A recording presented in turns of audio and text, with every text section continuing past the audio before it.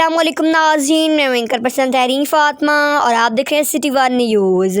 खबर शामिल करते हैं बभवाना के इलाका मोज़ सलीमान से, जहां पर दो भाइयों मुख्तार और नज़ीर के दरमियान ज़मीन के कब्जे का तनाज़ा चल रहा था। मुख्तार नामी भाई अपने साथियों के हमरा मुसल्लह होकर मतनाज़ा ज़मीन का कब्जा लेने गया।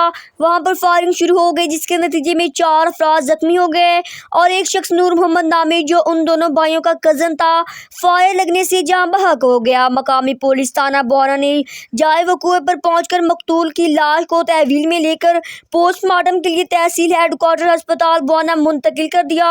पुलिस मसरूफ़ तफ्तीश है। रिपोर्ट कर रहे हैं चन्योर से हमारे नुमाइंदा डिस्ट्रिक्ट रिपोर्टर लियाकत अली सब्रा।